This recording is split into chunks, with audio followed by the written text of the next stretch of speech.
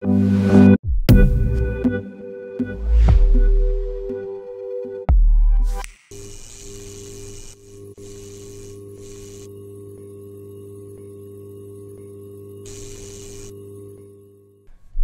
bienvenue à ce webinaire. Donc je me présente, je suis Loïc Nazello, expert hardware chez OVH. Donc ça fait 9 ans que je travaille chez OVH et je suis en R&D hardware depuis 5 ans. Le sujet du jour, c'est les SSD NVMe. Donc on va voir pourquoi ils vont être incontournables cette année.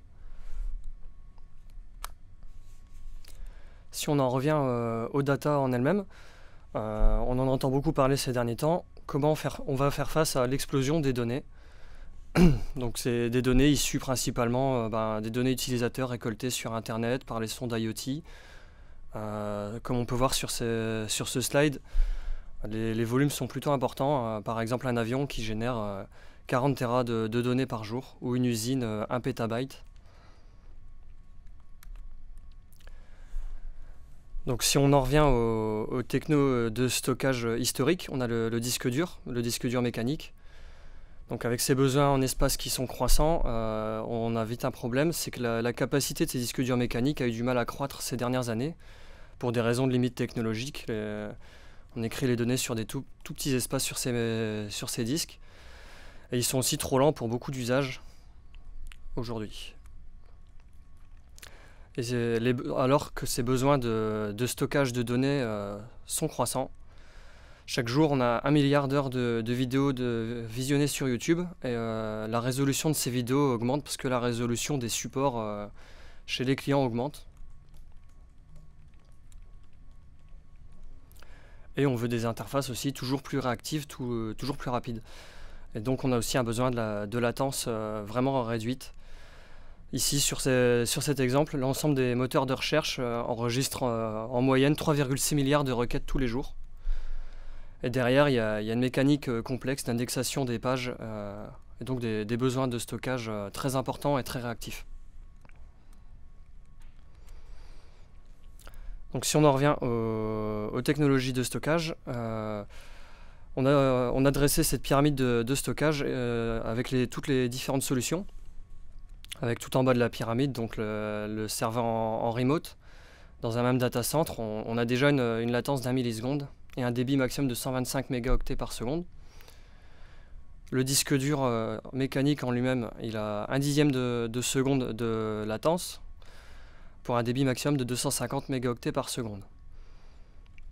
Viennent ensuite les SSD de techno SATA ou SAS, très en vogue ces dernières années, avec une latence 10 fois plus faible, 0,01 millisecondes, et des débits en SATA qui vont de 500 mégaoctets par seconde jusqu'à 1500 mégaoctets par seconde pour le SAS 12 gigabits.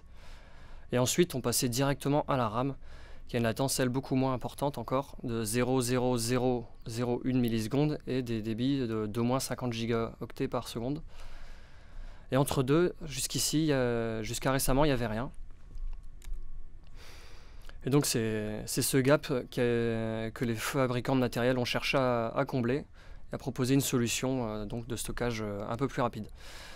C'est là qu'intervient le NVMe avec des latences encore 10 fois moins importantes que sur les SSD SATA ou SAS de 0,001 millisecondes et un débit de 5 gigaoctets par seconde, voire même un petit peu plus sur des modèles plus récents.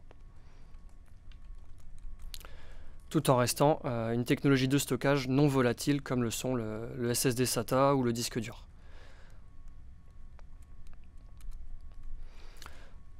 Donc le SSD SATA, si on en revient à lui, sa principale problématique aujourd'hui, c'est les latences.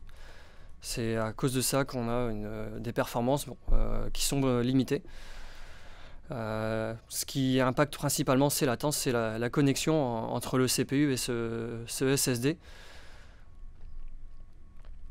Alors de ce constat, il y a eu quand même quelques essais de solutions avant le NVMe, des SSD PCI Express avec des drivers propriétaires. Vous avez peut-être entendu parler des solutions de Fusion.io.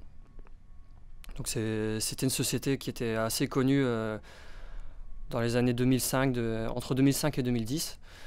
Donc ils ont sorti des SSD les premiers SSD sur interface PCI Express, qui avaient des performances vraiment importantes pour l'époque, mais qui coûtaient aussi très cher, pas toujours supportés par les OS que vous utilisez tous les jours, ou pas forcément bien optimisés. Ensuite sont apparus des SSD sur module mémoire.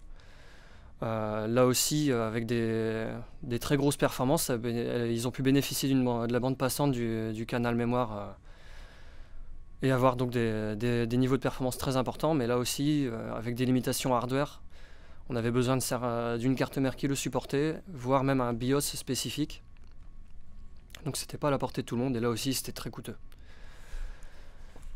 Donc les industriels ont travaillé entre eux pour définir une nouvelle norme, et cette norme c'est le NVMe. Donc on va voir ici ce qui change avec le NVMe par rapport au SATA. Donc le SATA, si on revient à lui, Serial Advanced Technology Attachment, c'est une norme de câble d'abord et de transfert de données, donc en mode série qui succédait à l'IDE qui est encore plus ancien. Et dessus repose le protocole AHCI, Advanced Host Controller Interface, et l'instruction NCQ, Native Command Queuing. C'est conçu et optimisé pour le disque mécanique en fait. Le NCQ par exemple, qui permet de ne pas traiter les demandes en mode séquentiel vers le disque dur, mais plutôt dans un ordre qui permettait d'optimiser le trajet de la tête de lecture sur le plateau, pour éviter les rotations inutiles du plateau, et gagner donc des temps d'accès aux données. Le NVMe, Non-Volatile Memory Express, c'est un protocole de communication avec le disque, qui repose sur le bus PCI Express, qu'on connaît déjà bien, qui a permis aux GPU d'accroître leur niveau de performance par rapport à l'HGP il y a quelques années.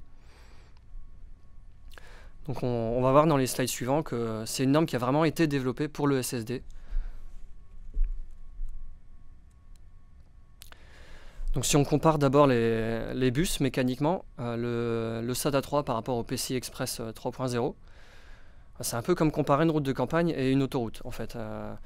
C'est-à-dire que le volume de données qui va pouvoir transiter par ce bus, il est beaucoup plus important en PCI Express. Donc physiquement, on a un SSD NVMe qui est rattaché directement au processeur sur un bus PCI Express 3.0 qui peut aller jusqu'à 64 Gbps par seconde. Alors que sur un disque SATA, on a 6 Gbps par seconde par disque par l'intermédiaire d'un contrôleur SATA lui-même connecté en PCI Express au processeur. Et on peut avoir 6 à 10 disques durs sur un contrôleur SATA, donc ils doivent encore se partager la bande passante du contrôleur derrière.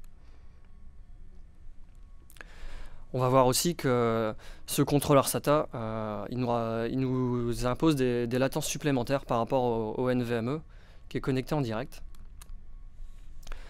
Parce qu'en fait, pour accéder à la couche application, il y a des étapes.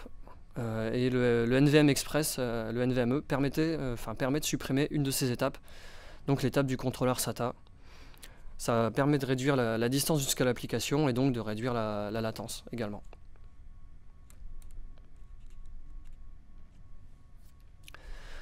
Il y a d'autres choses à voir aussi sur cette norme NVMe par rapport à la HCI. Alors on va pas aller dans tous les détails, mais si on regarde déjà rien que la première ligne, sur le QDET, donc en HCI, on peut envoyer une queue commande à la fois qui contient 32 commandes. Alors qu'en NVMe, on pourra envoyer 65 536 queues avec 65 536 commandes par queue. C'est une limitation importante qui a été dépassée ici. On peut aussi regarder sur les interrupts. Donc 3 lignes en dessous. Donc c'était une seule interrupt à la fois en HCI et jusqu'à 2048 en NVMe.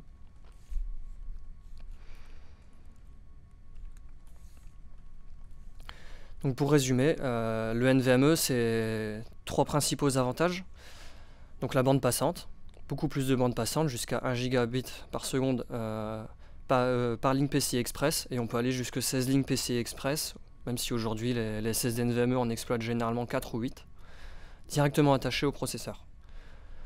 Les opérations par seconde, en moyenne 6 fois plus.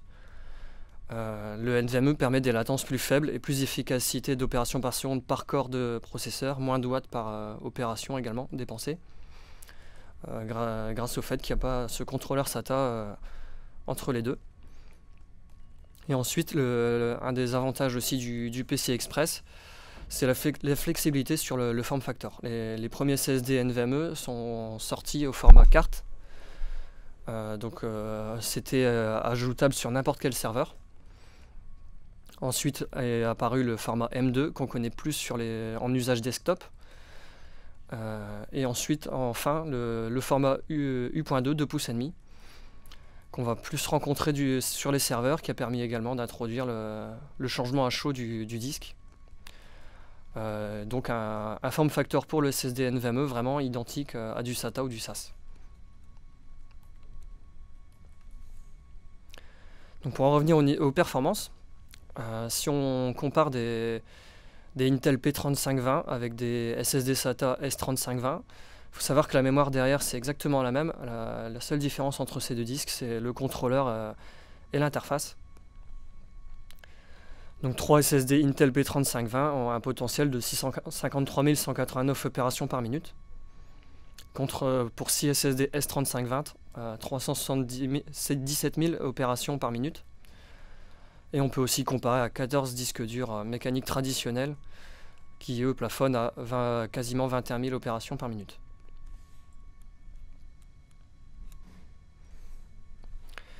Si on compare les performances de ces disques individuellement, donc vous avez dans la première colonne de performance le débit de lecture séquentielle. Alors on a en première ligne le modèle P3700 qui est un modèle très haut de gamme, 3 fois plus cher que le P3520 quand même. Et on voit qu'il est déjà beaucoup plus rapide, il exploite toute sa bande passante en lecture, donc 2700 MO par seconde. Et un modèle un peu plus entrée de gamme, le P3520, lui, il a 1200. Mais c'est déjà beaucoup plus qu'un SSD SATA qui lui va plafonner à 450. En écriture séquentielle, ça se passe un peu de la même façon, donc 1 gigaoctet par seconde pour le P3700, 600 mégaoctets par seconde pour le P3520 et seulement 380 mégaoctets par seconde pour son équivalent en SATA. Et toujours au niveau des opérations par seconde, on est ici sur la troisième colonne des performances en lecture aléatoire 4K, à 450 000 IOPS pour le SSD P3700, 145 000 pour le P3520 et seulement 65 000 pour le S3520, donc c'est quand même 2 fois plus. Et en dernière colonne, les écritures aléatoires en 4K, donc 75 000 IOPS pour le modèle haut de gamme, 19 000 pour le SSD NVMe entrée de gamme et 16 000 pour le SSD SATA. Donc ici, il y a un peu moins d'écart. On se rend compte que pour augmenter le niveau de performance sur le modèle entrée de gamme, en fait, il faut monter en capacité. Si on regarde à l'avant-dernière ligne, le modèle 1,2 Tera est déjà un peu plus rapide avec 26 000 IOPS en écriture aléatoire. Mais en général, il va falloir aller vers les modèles un peu plus haut de gamme et avec plus d'endurance pour augmenter les IOPS en écriture aléatoire. Mais ça reste quand même une opération assez spécifique et qui ne représente pas tous les usages.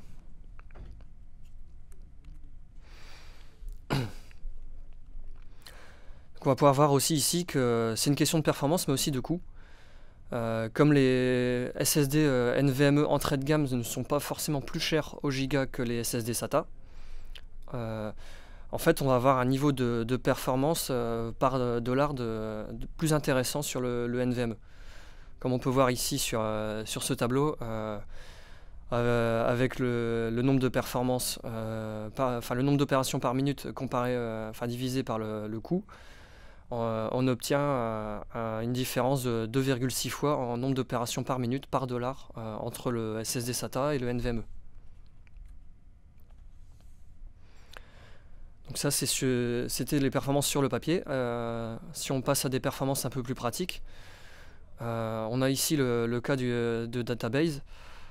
Donc pour monter une database ici, si on regarde le tableau en bas à gauche, avec le temps de démarrage d'une database de 100 Go, en SSD SATA, on va mettre un peu moins de 4 minutes à monter cette database et un peu moins de 2 minutes sur un SSD NVMe.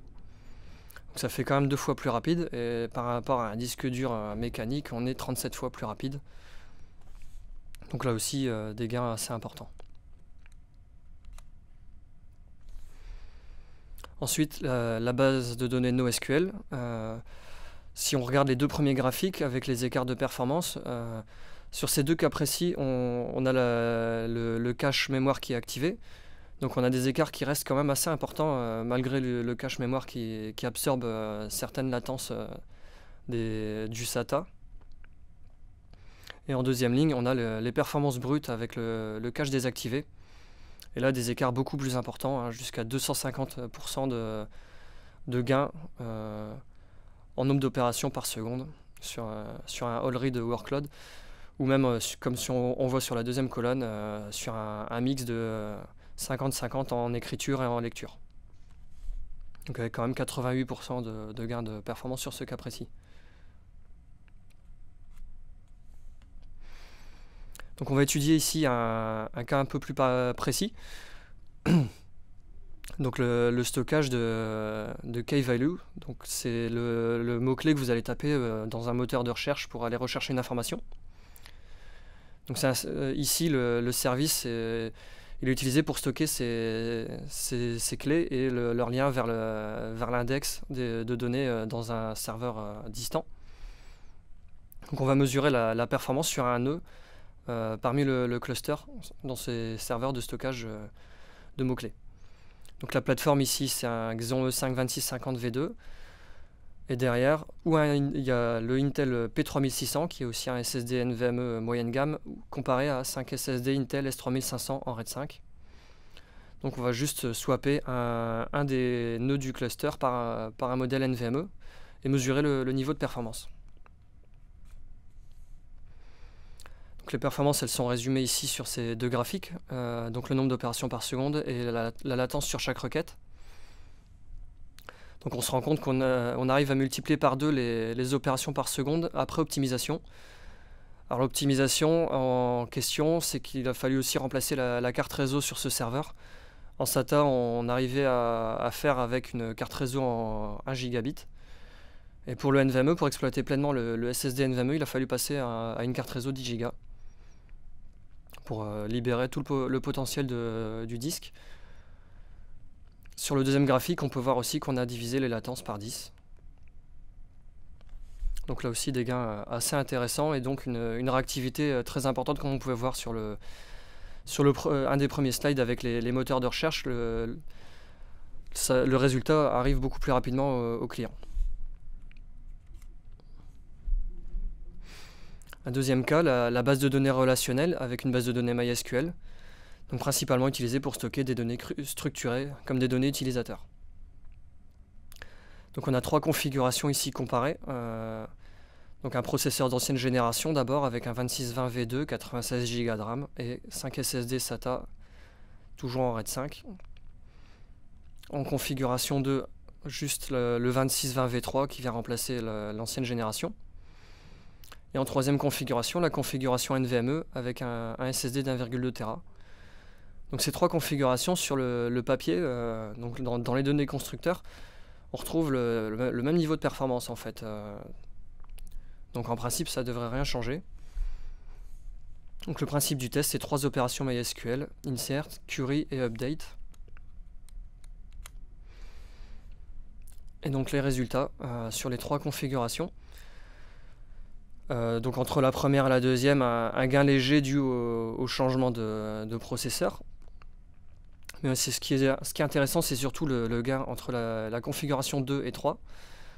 Donc des gains qui vont de 10 à 70%, malgré le fait que donc, sur le papier, on devait obtenir le même niveau de performance. C'est dû aussi au fait que les benches qualifiants utilisés par les fabricants sont toujours avec les mêmes données répétées. Et les SSD peuvent s'adapter à des workloads réguliers. Alors qu'ici, on est sur un vrai bench avec des workloads imprévisibles. Et grâce au gain de latence du SSD NVMe et aussi de la norme NVMe, avec tout ce qu'on a pu voir comme différence au niveau de la norme NVMe par rapport à HCI sur un tableau des slides précédents, le niveau de performance augmente quand même.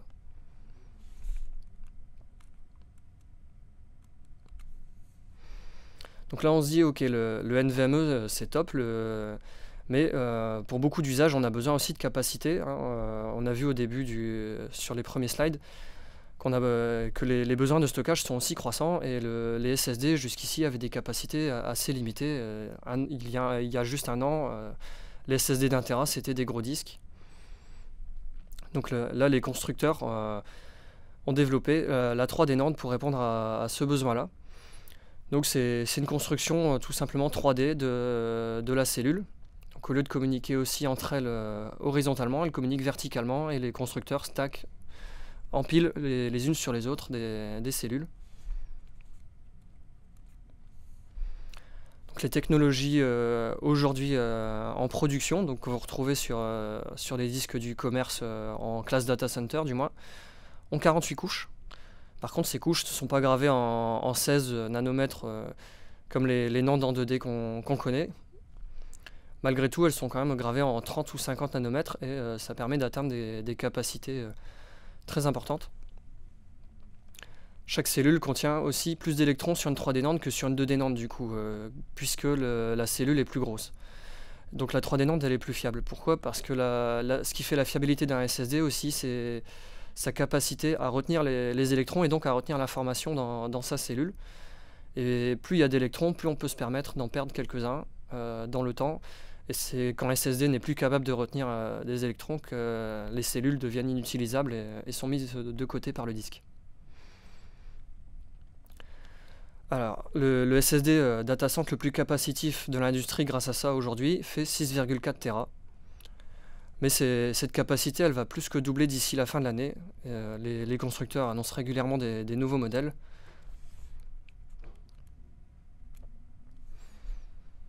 Aujourd'hui, chez OVH, vous allez retrouver trois modèles sur la gamme de serveurs dédiés.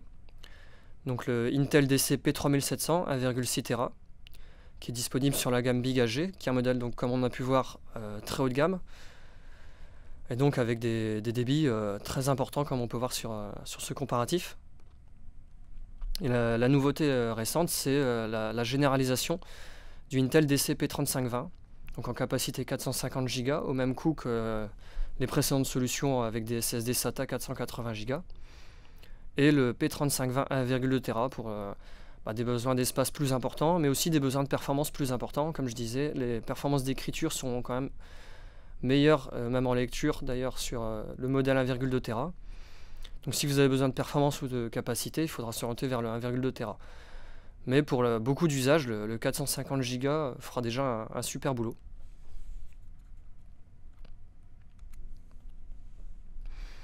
Donc physiquement, voici les disques. Donc à gauche le P3520 que vous allez retrouver dans beaucoup de nos serveurs dédiés, de gamme entreprise principalement, et infrastructure. Et à droite le Intel DC P3700, inclus dans la gamme HG depuis plusieurs mois maintenant.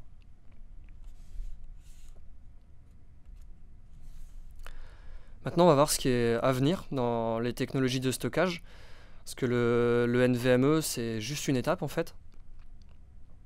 Donc il y a Intel qui a annoncé le 19 mars, donc c'est il y a moins d'une semaine, l'Intel Optane P4800X. Donc pour certains d'entre vous, vous avez peut-être déjà lu l'actualité. Sinon, si vous n'avez pas suivi, c'est une nouvelle technologie de stockage de la donnée, qui repose toujours sur le protocole NVMe qu'on a vu précédemment. Donc cette techno, elle est 10 fois plus dense que la DRAM, et elle apporte 10 fois moins de latence que la NAND utilisée sur les SSD jusqu'ici. Et Intel propose d'utiliser cette technologie qu'ils appellent 3D Crosspoint aussi comme une solution économique de mémoire vive. Donc certes moins performante, mais aussi beaucoup plus économique. Donc ce qu'on peut voir ici sur ce slide, c'est que grâce au NVMe, on avait beaucoup réduit les latences induites par le bus et par le protocole. Et ce qui est resté de latence provient pour beaucoup du média de stockage en lui-même, donc la NAND, qu'on retrouve sur les SSD. Et la plus-value d'Optane, et donc de la 3D Crosspoint, c'est cette latence du média en lui-même, qui est beaucoup réduite, ce qui permet d'aller jusqu'à diviser par 10 la latence d'une opération.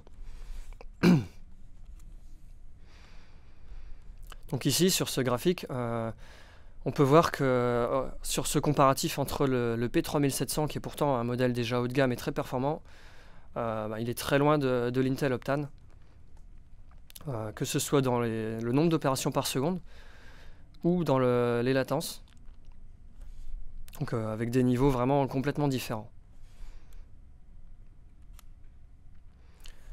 Donc pour résumer, ce qui a changé ces dernières années, avec l'apparition des SSD, on a eu l'utilisation de cellules NAND, donc de la flash, sur une interface SATA.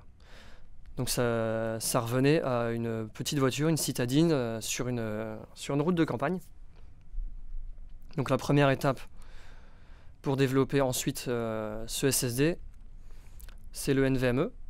Donc on garde la même technologie de stockage, la NAND, et on utilise juste un nouveau bus, le PCI Express, qui est représenté ici par l'autoroute. Et enfin, l'Intel Optane, avec sa technologie de stockage 3D Crosspoint et son interface PCI Express, toujours. Donc on est toujours sur une autoroute, mais là c'est une voiture de sport.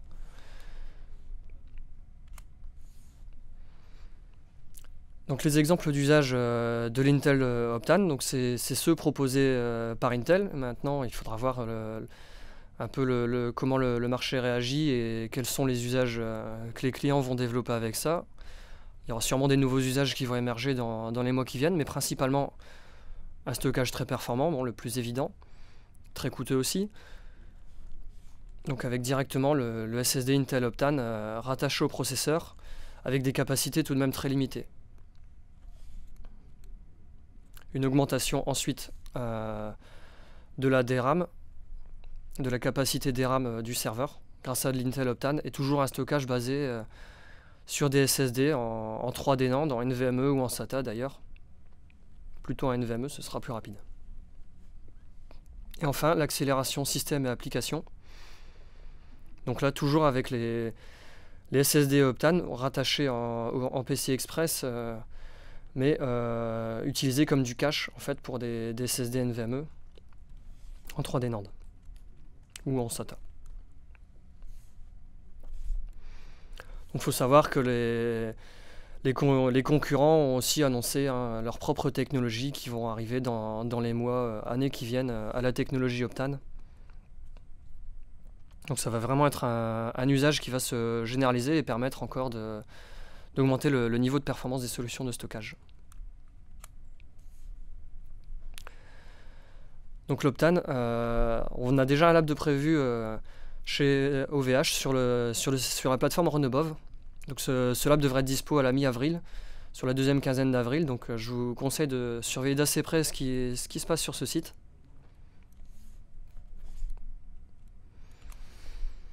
Voilà. Donc on arrive à la fin. Si vous avez des questions, surtout, n'hésitez surtout pas à les poser. Si vous y pensez plus tard, vous pouvez toujours poser aussi des questions et vous inscrire sur la mailing list hardware.labs. Donc il y a une mailing list principalement technique, mais aussi produits hardware. On se fera un plaisir de vous répondre. Et aussi sur Twitter, vous pouvez me tweeter directement, il n'y a aucun souci. Donc surveillez runabove.com, il y a des nouveautés régulièrement, hardware, software, tous nos produits vont passer par là dans les mois qui viennent. C'est vraiment une plateforme très intéressante pour être au courant de tout ce que OVH crée et teste avec ses clients. Merci.